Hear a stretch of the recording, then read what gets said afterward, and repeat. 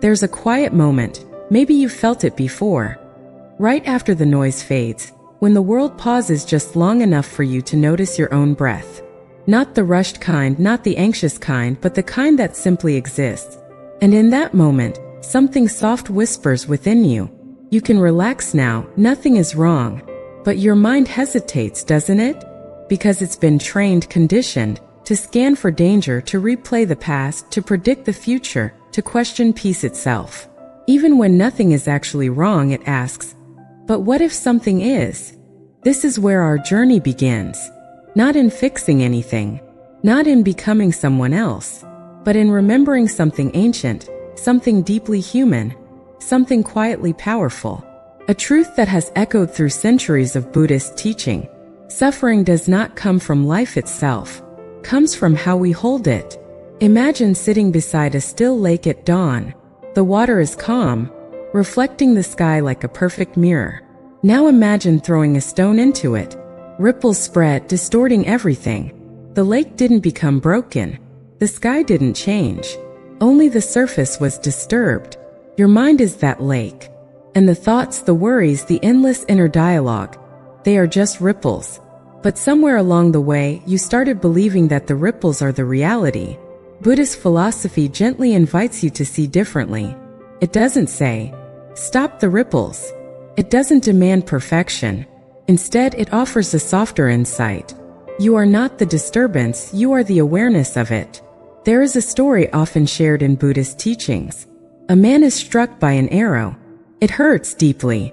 But then, instead of simply tending to the wound, he begins asking questions. Who shot the arrow? Why did they shoot it? What kind of wood is it made from? What direction did it come from? Meanwhile, the arrow remains in his body. The pain continues. This is what the Buddha pointed out about the human mind. The first arrow is unavoidable: pain, discomfort, uncertainty. These are part of life. But the second arrow? That's the one we create ourselves. The overthinking, the resistance, the endless questioning. And here's the quiet realization. You don't have to shoot the second arrow. Take a slow breath right now. Notice it. Not because you're trying to fix anything, but because you're allowing yourself to be here. This is mindfulness in its simplest form. Not a technique, not a performance, just presence. In Buddhist psychology, the mind is often compared to a restless monkey, jumping from branch to branch, never still, always searching. But what if you didn't try to control the monkey? What if you simply sat beneath the tree and watched? First, it feels strange. Your thoughts might get louder. Your emotions might feel more intense. But something subtle begins to shift. You stop being tangled in the branches and start noticing the space between them. There is no urgency here. No race to win. No version of yourself you need to chase. In fact, one of the most misunderstood ideas in modern self-help culture is the need to constantly improve, optimize, and upgrade who you are. Buddhist teachings take a radically different approach. They don't ask you to become more. They invite you to see clearly. Because when you see clearly, something unexpected happens. The need to fix yourself begins to dissolve. Think about how often your stress comes not from what is, but from what should be. I should be further ahead. I should feel happier. I shouldn't be like this. These quiet expectations create tension inside you. They divide your experience into two worlds, the one that exists and the one you believe should exist. And in that gap, stress is born. But here's a gentle shift. What if, just for a moment, you allowed things to be exactly as they are? Not forever. Not as a life sentence. Just for now. There's a concept in Buddhism called equanimity. It's not about suppressing emotions or pretending everything is okay. It's about meeting life without resistance. Pleasure comes, you notice it. Pain comes, you notice it. But you don't cling. And you don't push away. You remain steady, like a mountain watching the weather change. Rain doesn't threaten it. Sunshine doesn't define it. It simply stands. And you can learn to stand like that too. Not by force, not by discipline alone, but by understanding, by seeing that your thoughts are not commands, your emotions are not permanent, and your identity is not fixed. You are not an anxious person. You are not a failure. You are not behind. These are just labels, temporary constructions created by the mind, and just like clouds in the sky, they pass. Right now, in this moment, pause for just a second. Look around you, or if your eyes are closed, notice the stillness within. Ask yourself quietly, is anything truly wrong right now? Not yesterday, not tomorrow, right now. More often than not, the answer is surprisingly simple. No. And yet, your body carries tension. Your mind carries weight. Not because something is wrong, but because you've been taught to believe it is. This is where the practice begins. Not in changing the world, but in softening your relationship with it. And that starts with something incredibly simple. Letting go of the need to control every moment. There's something subtle happening inside you. Almost all the time. A quiet gripping. Not always obvious. Not always intense, but present. It shows up when you replay a conversation in your head, when you hold on to a mistake a little too tightly, when you fear losing something or someone you care about. This gripping has a name in Buddhist philosophy: attachment. And despite how it sounds, attachment isn't about love. It's about clinging. Imagine holding sand in your hand. If your palm is open, the sand rests gently. Nothing is lost. Nothing is forced, but the moment you tighten your grip, the sand begins to slip away. The harder you try to hold it, the faster it disappears. This is how attachment works. It convinces you that holding tighter will bring security, but in reality it creates tension, fear, and eventually suffering. Buddhist teachings don't tell you to stop caring. They don't ask you to withdraw from life. Instead, they offer a different way of relating to it. Care deeply without clinging. Love, without fear of loss controlling you. Experience joy, without needing it to last forever. Feel pain without letting it define you. This is the middle path. Not detachment as cold distance, but detachment as freedom. There is a story about a monk who carried a cup everywhere he went. But every time he held it, he reminded himself, this cup is already broken. Not because it actually was, but because one day inevitably it would be.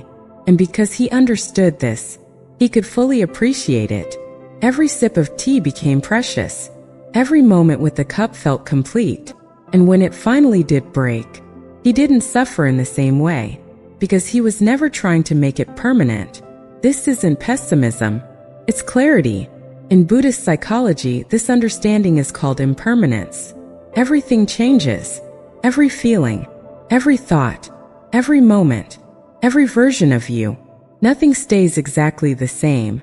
At first, this truth can feel unsettling, but if you sit with it long enough, it becomes something else entirely. Relief, because if everything changes, then your stress is not permanent. Your anxiety is not permanent. Your difficult moments are not permanent. Even the heaviness you might feel right now, it will pass. Not because you force it to, but because that's the nature of all things. Think about a time in your life when something felt overwhelming, something that seemed like it would never end, and yet it did. Not always neatly, not always quickly, but it moved, it shifted, it changed, and so will this moment. But here's where the mind plays a quiet trick, tries to hold on to what feels good, and push away what feels uncomfortable. It says, I need more of this. I need less of that. And in doing so, it creates a constant inner struggle, push and pull, a tension that never fully settles.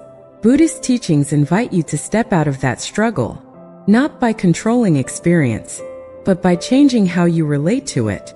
Instead of saying, this must stay, or this must go, you begin to say, this is here.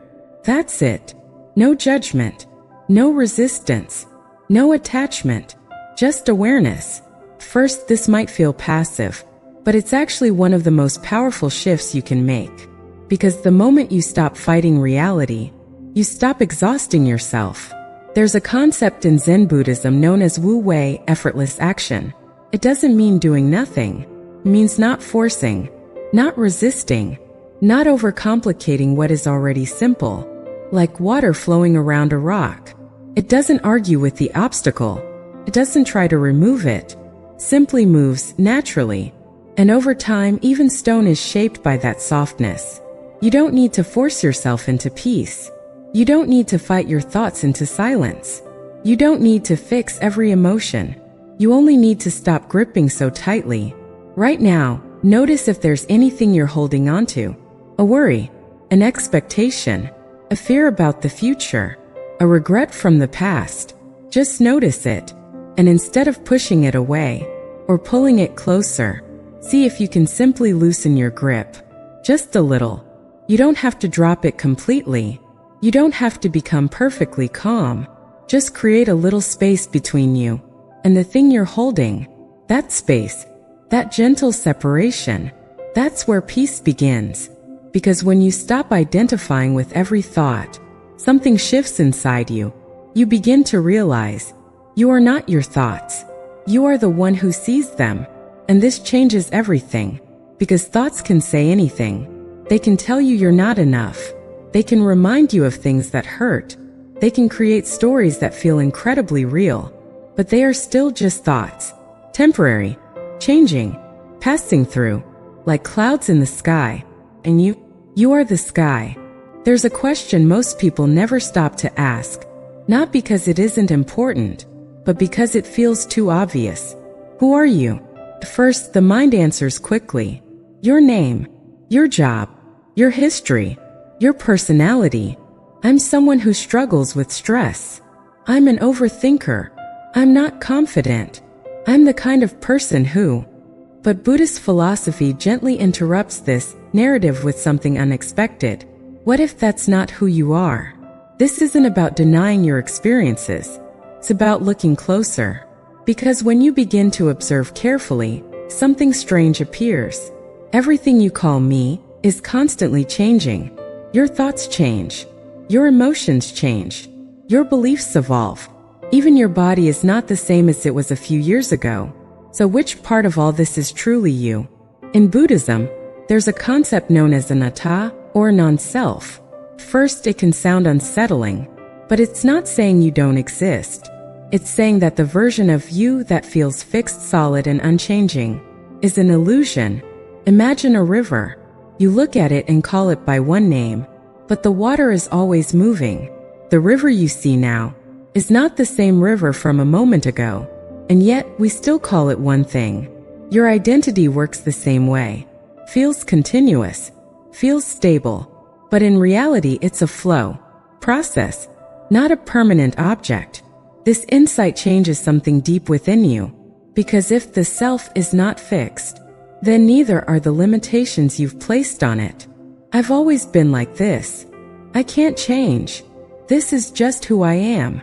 These statements begin to lose their weight, because they're based on something that isn't as solid as it seems. Think about a label you've carried for a long time. Maybe it's anxious, or not good enough, or too sensitive. Now ask yourself, is that something you are, or something you've experienced repeatedly? There's a difference, and that difference is freedom. Because when you stop treating identity as something permanent, you stop being trapped by it. You become more fluid, more open, more at ease with change. There's a Zen story about a student who asked his teacher, "Who am I?" The teacher didn't answer with words. Instead, he handed the student a mirror. The student looked at his reflection. "This is me," he said. The teacher shook his head. "That's your face," he replied. So the student closed his eyes. "This is me," he said again, pointing to his thoughts. The teacher smiled gently. "Those are your thoughts." The student grew frustrated. "Then who am I?" The teacher leaned in slightly and said, "The one who is aware of both." Sit with that for a moment. There's something in you that notices your thoughts, something that observes your emotions, something that remains, even as everything else changes. That awareness, quiet, still, unchanging, that's closer to your true nature than any label you've ever used. And here's the surprising part. That awareness doesn't need to be improved, doesn't need to be fixed, it doesn't need to become better. It already is. Most of the stress you feel comes from trying to protect or enhance a version of yourself that isn't actually stable. You try to defend it. You try to prove it. You try to fix it. And in doing so, you exhaust yourself. But what happens when you loosen your attachment to that identity? When you stop trying to be a perfect version of yourself? When you stop defining your worth based on thoughts that come and go? Something soft begins to emerge. A kind of ease. A sense that maybe you don't have to carry this heavy idea of me all the time. This doesn't mean you lose your personality. It doesn't mean you stop caring about your life. It simply means you stop clinging so tightly to a rigid sense of who you are. You become more present, more adaptable, more at peace. There's a quiet freedom in not needing to be anyone specific, in just being. Right now, notice your thoughts. Don't try to change them. Just watch. One appears, then another. Some are loud, some are subtle, but all of them come and go. Now ask yourself, if you can observe your thoughts, can they really be you? This simple shift from being the thought to observing it is one of the most powerful transformations in Buddhist practice. It creates space, and in that space, there is calm. You don't need to solve yourself. You don't need to figure everything out. You don't need to become a different person. You only need to see clearly. There are moments when everything we've talked about so far feels distant. Moments when your chest tightens, your thoughts race, your body feels restless, and no philosophy seems strong enough to quiet the storm. This is where the practice becomes real. Not in peaceful silence, but in the middle of discomfort. Buddhist teachings never deny that suffering exists. In fact, the very foundation begins with a simple truth. Life includes stress, discomfort, and uncertainty. This is known as dukkha, not just obvious pain, but the subtle unease that lingers beneath everyday life. The feeling that something is missing, that something isn't quite right, even when everything seems okay. But here's the important part. Dukkha is not a problem to eliminate. It's something to understand. Imagine being caught in a sudden rainstorm. First you resist. This shouldn't be happening. I don't want this. You tense your body. You rush. You fight the experience. And the rain feels heavier, colder, more frustrating. But then something shifts. You stop resisting. You still feel the rain, but without the added struggle. And suddenly, it's just rain. This is the difference between pain and suffering. Pain is what you feel. Suffering is the resistance to it. When anxiety arises, the mind often reacts instantly. I need this to stop. What if this gets worse? Something is wrong with me. And those thoughts create more tension, more fear, more suffering. But what if, instead of reacting, you allowed the feeling to be there? Not forever, not as acceptance of defeat, but as a moment of honest presence. Try this gently.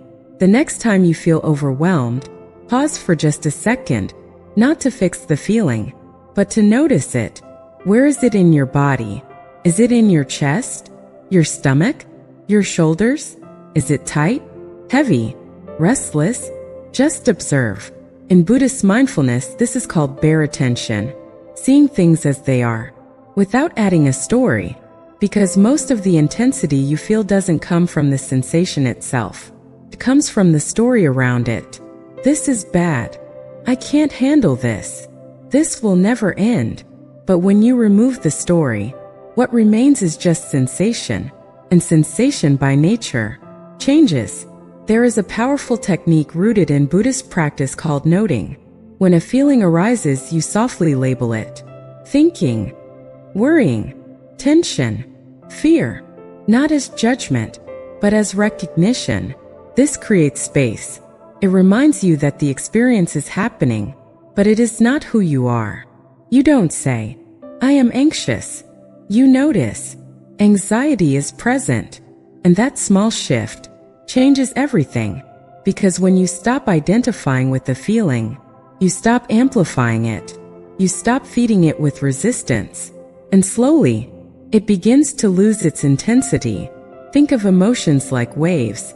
Some are small. Some are overwhelming. But all waves rise and fall. No wave stays forever. When you fight a wave, you exhaust yourself. But when you allow it to move through you, without resistance, you begin to understand its rhythm. This doesn't mean you enjoy difficult emotions. It means you stop being afraid of them. And something surprising happens when fear fades.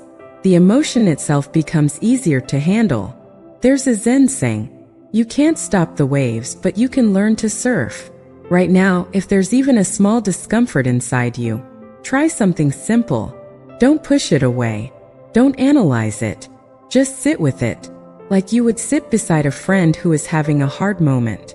You don't need to fix them. You just stay. Offer that same presence to yourself. Because healing doesn't always come from solving. Sometimes, comes from allowing. There is nothing weak about this. It takes quiet strength to stay present with discomfort, without running away from it. And the more you practice this, the more you begin to trust something deeper within yourself. A knowing that says, I can handle this. Not because the feeling disappears instantly, but because you are no longer fighting it. There is something beautifully simple about the way peace begins. Not through a breakthrough, not through a dramatic realization, but through a quiet return. Again, and again, and again. In Buddhist practice, the goal is not to escape life. It's not to reach some perfect, untouchable state where nothing ever disturbs you. Instead, it's about learning how to return to this moment, no matter where your mind has wandered, because your mind will wander. It will drift into the past, replaying conversations, reliving moments, revisiting regrets. It will move into the future, imagining scenarios, anticipating problems, creating stories that haven't happened. This is what minds do, and there's nothing wrong with that. The problem isn't that your mind leaves the present. The problem is that you forget how to come back. Mindfulness is simply the art of remembering that you are here, remembering that this moment is real, remembering that you don't have to follow every thought. One of the most common practices in Buddhism is also the simplest. Watching the breath, not controlling it, not changing it, just noticing. Right now, try it. Feel the air as it enters your nose. Notice the slight pause at the top. Feel it leave your body. That's it. No effort, no pressure, just awareness. Your mind will interrupt. It will say, this is boring. I'm not doing it right. What's the point? And that's okay, because the practice is not about staying focused forever. The practice is in the moment you notice you've been distracted, and gently come back. That return, that soft redirection, is where the transformation happens. Every time you come back to your breath, you are training your mind, not with force, but with patience. Over time, something begins to shift. You become less reactive, less pulled by every thought, less overwhelmed by every emotion. Not because life becomes easier, but because your relationship with it changes. There's a quiet strength in being able to pause, to take one conscious breath before reacting, to create a small space between stimulus and response. And in that space, you gain freedom. Freedom to choose how you respond. Freedom to not be controlled by impulse. Freedom to act with clarity instead of habit. This is the heart of Buddhist mindfulness. Not perfection, but awareness. You don't need hours of meditation. You don't need to sit in silence for long periods, unless you want to. You can practice in small moments, while drinking your morning coffee, while walking, while listening to someone speak, just being fully there. Even something as simple as washing your hands can become a practice. Feeling the water, noticing the temperature, being present for those few seconds. These small moments may seem insignificant, but they add up. They begin to reshape the way you experience life. Instead of rushing through everything, you start to notice more. The sound of the wind, the warmth of sunlight, the subtle calm between thoughts. And slowly, life begins to feel less overwhelming.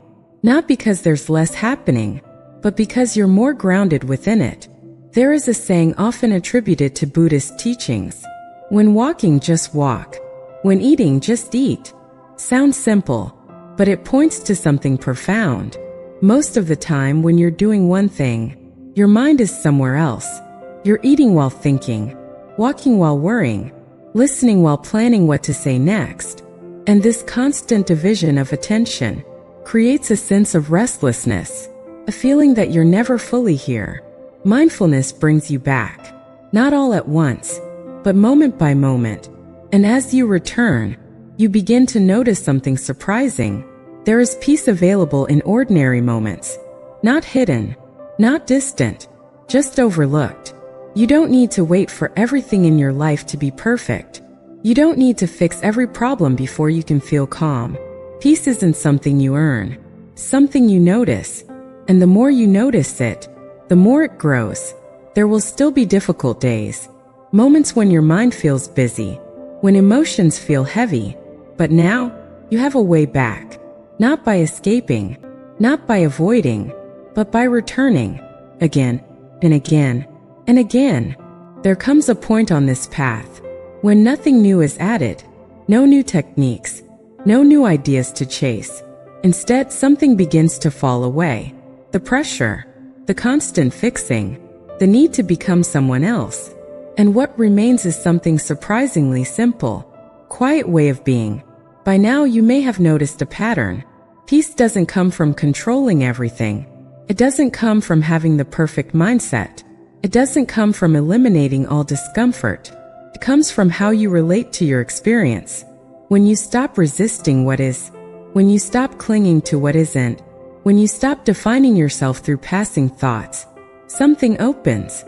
In Buddhism, this is often described as liberation, not a dramatic escape from life, but a gentle release from unnecessary suffering. Think about how much energy is spent each day trying to manage everything internally, trying to feel the right emotions, trying to think the right thoughts, trying to maintain a certain image of yourself. It's exhausting. But what if you didn't have to do all that?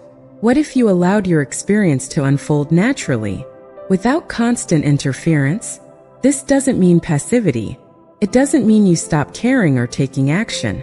It simply means you stop fighting reality at every step. There's a Zen phrase, let things be as they are. First, it sounds almost too simple, but within it lies something deeply transformative. Because when you truly allow things to be, you stop creating extra layers of struggle. Pain may still arise, but without resistance it softens. Joy may still arise, but without clinging it flows. Life becomes less of a battle and more of a movement. Imagine floating in water. If you panic and fight, you sink. But if you relax, your body naturally stays afloat. This is how inner peace works. It's not something you force, something you allow. And the more you trust this, the easier it becomes. You begin to notice that thoughts don't need to be followed. They can come and go. You begin to see that emotions don't need to be controlled. They can rise and fall. You begin to understand that your identity doesn't need to be fixed, can evolve naturally. And in this understanding, there is freedom. Not the kind of freedom that depends on circumstances, but a deeper kind, the freedom to be present, regardless of what's happening. This is what Buddhist teachings have pointed to for centuries. Not perfection, not escape, but clarity, a clear seeing of reality as it is, without distortion, without unnecessary resistance. And from that clarity, peace emerges, not as something you chase, but as something that was always there. Right now, in this moment, there is nothing you need to add, nothing you need to remove, nothing you need to become. Just notice your breath, your body, the space around you. Let everything be exactly as it is, even if it's not perfect, even if your mind is still active, even if there's a slight tension somewhere. It's okay, because peace isn't the absence of all movement. It's the absence of struggle against that movement, and you can access that right now. Take a slow breath in and let it go. Feel the simplicity of this moment. Nothing extra, nothing missing. This is enough. You are enough, not as a concept, but as a direct experience. As this journey comes to a close, Remember this.